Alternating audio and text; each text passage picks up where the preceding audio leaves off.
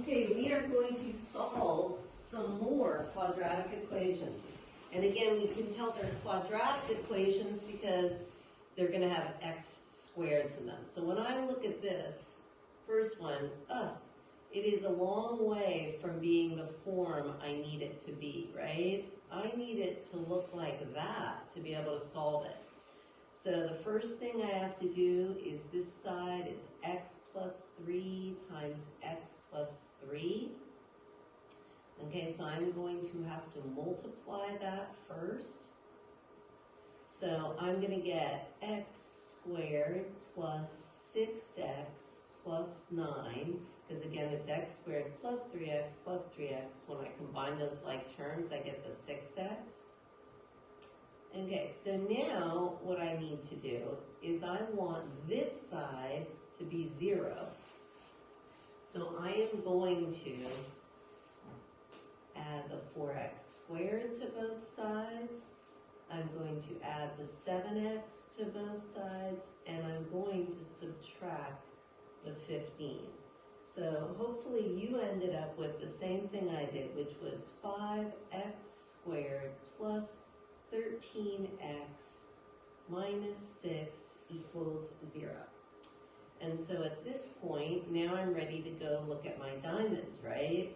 So I'm going to have a negative 30x squared, and it's supposed to add up to 13x.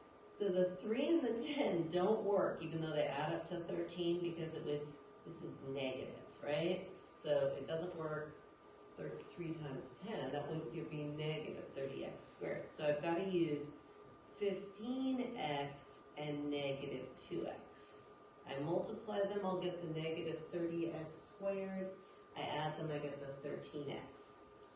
So now I rewrite it, 5x squared plus 15x minus 2x minus 6 equals 0. Again, I've just split my middle term, so that now I can factor by groups. I look at the first two, I can factor out a 5x.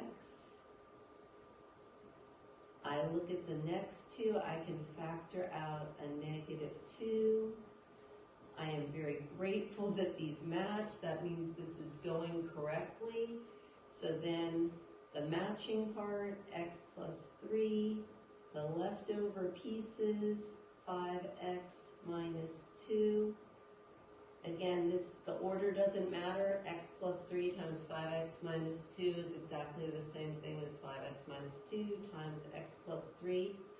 So now using the zero product property, right? Some of my students like to abbreviate it ZPP. What would make this equal 0 is if the x equaled negative 3. What makes 5x minus 2 equals 0? That is when x equals 2/5.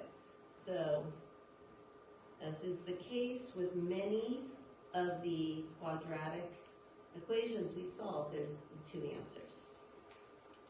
Okay, so for number 6, I got the same sort of problem in that it is not in the standard form that I need it to be. So job 1 is get it to be in this form. So I'm going to distribute my 2. Now I've got 2x squared plus 2 equals negative x. So I'm going to add the x to both sides. So now I've got 2x squared plus 1x plus 2 equals 0. X and 1x mean the exact same thing. This just makes it a little friendlier when I identify my A is 2, my B is 1, and my C is 2. So now when I go ahead and make my diamond, I've got a 4x squared, then I've got a 1x, 4 is either going to be a 1 times 4 or a 2 times 2. There's no way I'm going to be able to arrange those in a way that would give me the sum of 1 and a product of 4x squared. So I'm going to use my quadratic formula, right? So that's negative b plus or minus the square root of b squared minus 4ac, and the whole thing's over 2a. So x equals negative 1 plus or minus the square root 1 minus 4 times 2 times 2. The whole thing over 2 times 2. So I get x equals negative 1 plus or minus the square root of 1 minus 4 times 2 is 8 times 2 is 16 over 4. So the discriminant, right, is that b squared minus 4ac, the part that is under the radical, and if what comes out under the radical is a positive number, there'll be 2 solutions. If it's a 0, there'll be 1. And if this comes out to be negative, right, that's a negative, right, discriminant, just using our words there, right, our vocabulary, negative 15. So that means there is no solution, okay? And I could write it out a little more. I could say, oh, x equals negative 1 plus or minus the square root of negative 15 over 4. But the thing is, in algebra, we cannot take the square root of negative 15, so this is a no solution. Then the next one we're going to solve by factoring. This one, okay, hopefully you recognize they kind of helped you out by saying we're going to solve this by factoring. And there's just 2 terms, and we have a GCF, right? My GCF, my greatest common factor, is going to be a 3x. So if I factor out a 3x, okay, because you don't always have a standard form with an A, a B, and a C. And so sometimes you can just take out a GCF and we undistribute it, right? We did ones like this before. And I can check it by multiplying. 3x times 2x is 6x squared. 3x times 1 is 3x.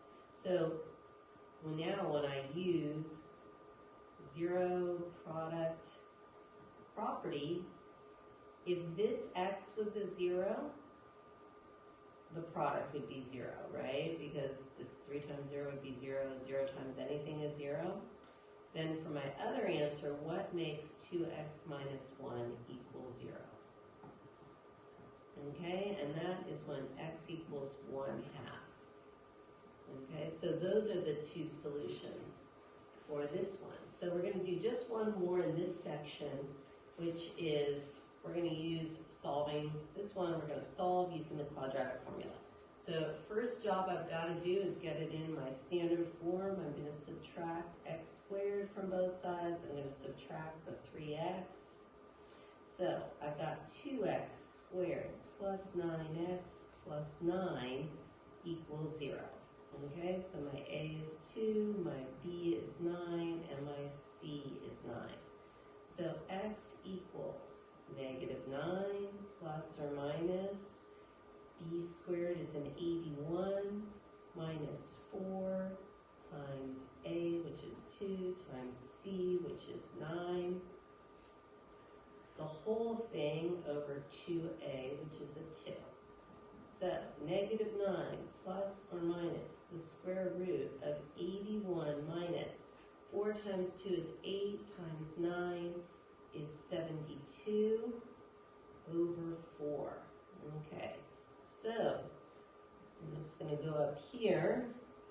I'm going to have x equals negative 9 plus or minus the square root of 9, because 81 minus 72 is a 9. And luckily, that is one of our perfect squares. So I have negative 9 plus or minus 3 over 4.